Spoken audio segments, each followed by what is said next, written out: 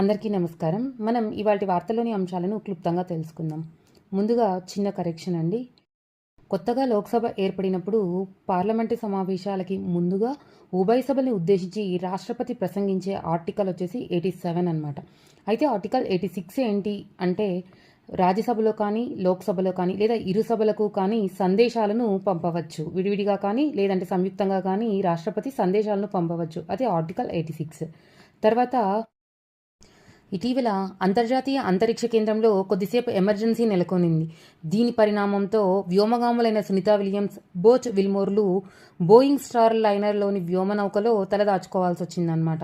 అయితే ఎందుకు ఇలా జరిగింది అంటే అంతర్జాతీయ అంతరిక్ష కేంద్రానికి దగ్గరలో ఒక ఉపగ్రహం అనేది విచ్ఛిన్నమయ్యి దాని శకలాలన్నీ వ్యర్థాలుగా పడి ఉండడంతో ఈ సంక్షోభం అనేది జరిగిందనమాట అని ఈ విధంగా నాసా గుర్తించి ప్రకటించింది.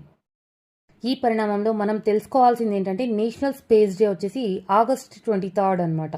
దీన్ని 2023లో నరేంద్ర మోడీ గారు మనం చంద్రయాన్ని స్పేస్లోకి పంపించినప్పుడు ఈ డేని నేషనల్ స్పేస్ డేగా ప్రకటించడం జరిగింది. తర్వాత ఇంటర్నేషనల్ స్పేస్ డే అనేది మే 1st ఫ్రైడే రోజున జరుపుకుంటాం అనమాట. దాని తర్వాత international day of human space flight అనేది ఏప్రిల్ 12న జరుపుకుంటాం. ఎందుకు అంటే ఈ రోజున యూరి గగారిన్ మొట్టమొదటిసారిగా అంతరిక్షంలోకి అడుగుపెట్టిన దినం అన్నమాట. తర్వాత ఇటీవల మన ఉపరాష్ట్రపతి అయిన వెంకయ్య నాయుడు గారు మాజీ ఉపరాష్ట్రపతి అయిన వెంకయ్య నాయుడు గారు 75వ జన్మదినోత్సవంని జూలై 1న సెలబ్రేట్ చేసుకున్నారు. అయితే ఈ సందర్భంగా నరేంద్ర మోడీ గారు ఢిల్లీ నుంచి వర్చువల్గా అభినందనలు తెలుపుతూ ఇతని పేరు మీద 3 పుస్తకాలు ఆవిష్కరించారు. అయితే అవి ఎ లైఫ్ ఇన్ సర్వీస్ అంటే ఆయన జీవితం ప్రస్థానం అనమాట. దాని తర్వాత సెలబ్రేటింగ్ భారత్ అంటే ఈయన 13వ భారత రాష్ట్రపతిగా ఈ ఐదేళ్ల గడిపిన క్షణాలు. దాని తర్వాత మహానేత అది ఇతని జీవన ప్రస్థానం అనమాట. ఈ విధంగా ప్రధానమంత్రి నరేంద్ర మోడీ గారు విషెస్ చెప్తూ ఈ 3 పుస్తకాలను ఆవిష్కరించడం జరిగింది. తర్వాత వెంకయ్య నాయుడు గారు మాట్లాడుతూ ఆ తర్వాత అమ్మ భాషని అనగా మాతృభాషని గౌరవించాలి అంటూ తర్వాత పార్టీ ఫిరాయింపుల చట్టంలో సవరణలు చేయాలి అని చెప్పి తెలిపారు. అయితే ఈ పార్టీ ఫిరాయింపుల చట్టం ఎప్పుడు వచ్చింది అంటే జనరల్గా మన రాజ్యాంగం ఏర్పడినప్పుడు మొదటగా మన రాజ్యాంగంలో 8 షెడ్యూళ్లు మాత్రమే ఉన్నాయి. దాని తర్వాత ఫస్ట్ రాజ్యాంగ సవరణ 1951లో జరిగినప్పుడు 9వ షెడ్యూల్ని చేర్చారు. దాని తర్వాత 1985లో 52వ రాజ్యాంగ సవరణ ద్వారా 10వ షెడ్యూల్ని చేర్చడం జరిగింది. ఇందులో యాంటీ డిఫెక్షన్ లా చేర్చారనమాట. అంటే పార్టీ ఫిరాయింపు నిరోధక చట్టం. అసలు ఎందుకు ఇది పార్టీ ఫిరాయింపుల నిరోధక చట్టం ఎందుకు వచ్చింది అంటే అనర్హతలు ఇందులో మినహాయింపులు ఉంటాయి. ఏం అనర్హతలు ఉంటాయి అంటే ఒక చట్టసభకు ఎంపికైన తర్వాత ఆ పార్టీ నుండి ఇతర పార్టీలకు ఎన్నికయ్యే వాళ్ళకి అనర్హతలని వాళ్ళకి ఎవరెవరికి మినహాయింపులు ఉంటాయి అనేది ఈ 10th షెడ్యూల్లో ఉంటుందన్నమాట. ఎందుకు ఈ షెడ్యూల్ని చేర్చడం జరిగిందంటే రాజకీయ నైతికతను సుస్థిరతను స్థాపించడం కోసం. ఈ చట్టం మార్చి 1న 1985 నుంచి అమల్లోకి వచ్చింది. తర్వాత ప్రజా సమస్యలపై తెదేపా పార్టీ రాష్ట్ర అధ్యక్షుడు శ్రీనివాసరావు గారు ఒక టోల్ ఫ్రీ నెంబర్ రిలీజ్ చేశారనమాట. అదే 73062999. ఈ నెంబర్కి కాల్ చేసి సమస్యను వివరిస్తే పరిష్కార మార్గం చూపుతానని ఆయన తెలపడం జరిగింది. తర్వాత ఎస్బీఐ చైర్మన్గా చల్లా శ్రీనివాసులు శెట్టి గారిని ఆయన మన తెలుగు వ్యక్తి అనమాట. తర్వాత ఎస్బీఐ చైర్మన్గా మన తెలుగు వ్యక్తి అయిన చల్లా శ్రీనివాసులు శెట్టి గారిని ఫైనాన్షియల్ సర్వీసెస్ ఇన్స్టిట్యూషన్ బ్యూరో ఇతని పేరుని ప్రతిపాదించింది. అయితే క్యాబినెట్ నియామకాల కమిటీదే తుది నిర్ణయం అన్నమాట. అయితే ఈ ఫైనాన్షియల్ సర్వీసెస్ ఇన్స్టిట్యూషన్ బ్యూరో ప్రభుత్వ బ్యాంకులు ఆర్థిక సంస్థల డైరెక్టర్స్ యొక్క నియామకాలను సూచిస్తుంది. ఇటీవల భారత ఆర్మీకి 30వ చీఫ్గా ఉపేంద్ర ద్వివేది గారు బాధ్యతలు చేపట్టడం జరిగింది. అయితే మనం దీని నుంచి నావీ చీఫ్ ఎవరు అంటే దినేష్ త్రిపాఠి గారు, తర్వాత ఎయిర్ చీఫ్ ఎవరు అంటే వివేక్ రామ్ చౌదరి గారు ఉండడం జరిగింది. తర్వాత పర్యావరణం అడవులకి సంబంధించి సర్వోన్నత న్యాయస్థానం ఒక తీర్పును వెలువరించిందనమాట. ఏంటి అంటే వాతావరణ మార్పుల నుంచి జీవన రక్షణను పొందేది ఒక ప్రాథమిక హక్కుగా సర్వోన్నత న్యాయస్థానం యొక్క ప్రధాన న్యాయమూర్తి అయిన జస్టిస్ చంద్రచూడ్ గారు ప్రకటించడం జరిగిందనమాట.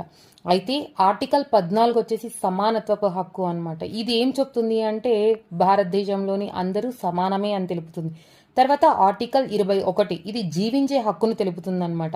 అయితే ఈ రెండో ఆర్టికల్ ఉన్న సందర్భాన్ని తర్వాత సంబంధాన్ని తెలుపుతూ మనం జీవించే హక్కుని కాపాడడంలో వాతావరణ మార్పుల నుంచి మనం రక్షణ పొందడం అనేది ఒక ప్రాథమిక హక్కుగా సర్వోన్నత న్యాయస్థానం ప్రకటించడం జరిగింది.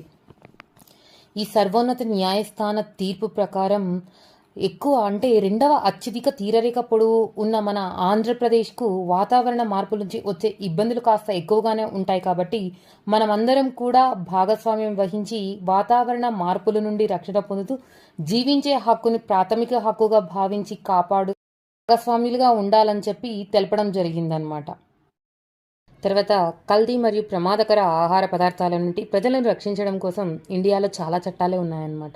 ఆహార కల్తీ నిరోధక చట్టం 1954, ఆహార భద్రతా ప్రమాణాల చట్టం 2006, తర్వాత ఆహార ఉత్పత్తులు ప్రమాణాలు, రంగు, రుచి వంటివి నిల్వ ఉండడం కోసం వాడే పదార్థాల యొక్క నియమ నిబంధనలు 2011 అనమాట. అయితే ఇలా చట్టాలు చాలా చేసినప్పటికీ కూడా ప్రస్తుతం మనందరం కూడా ఫాస్ట్ ఫుడ్కి బాగా అలవాటు పడిపోయి దాని నుంచి ఏం చేస్తున్నామంటే కల్తీ రంగుల్ని తినడం, కల్తీ రంగులు ఎక్కువగా వాడటం. ఎందుకు అంటే వినియోగదారుని ఆకర్షించేందుకు కోసం కల్తీ రంగులు ఎక్కువగా వాడుతున్నారనమాట. వాటి నుంచి క్యాన్సర్, బీపీ, షుగర్ అటువంటి వచ్చే ప్రమాదం అనేది ఉంది అని చెప్పేసి కొన్ని ప్రభుత్వాలు చెప్తా ఉన్నాయి.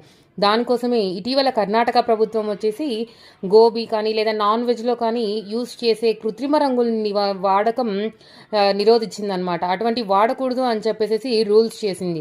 ఎందుకంటే గోబీలో ఎక్కువగా రోడమైన్ బి అని చెప్పేసి, పానీపూరిలో కార్సోమిన్ ఇలాంటివి ఎక్కువ వాడుతున్నాం. ఇవన్నీ కూడా కార్సినోజెనిక్ కారకాలు అనమాట. సో వాటిని నియంత్రించాలి అని చెప్పేసి కర్ణాటక ప్రభుత్వం ఇప్పుడు కృత్రిమ రంగుల్ని వాడకం పూర్తిగా బ్యాన్ చేయడం జరిగింది. 2023లో కృత్రిమ ఆహార రంగుల విపణి విలువ దాదాపుగా 38,000 కోట్లు అనమాట ప్రపంచవ్యాప్తంగా. అయితే అందులో ముందంజలో భారత్ మరియు చైనానే ఉన్నాయన్నమాట. సో అంటే మనం కృత్రిమ రంగుల వాడకం ఆహార పదార్థంలో ఎంతగా వాడుతున్నామో ఆలోచించుకోవాలి. ఆరోగ్యం కోసం జాగ్రత్తలు పాటించాలి. తర్వాత జీవించే హక్కుని కాపాడుకోవడంలో బాధ్యతలుగా వహించి మనం ఆరోగ్య పట్ల కూడా మనం బాధ్యత వహించాల్సి ఉంటుందన్నమాట.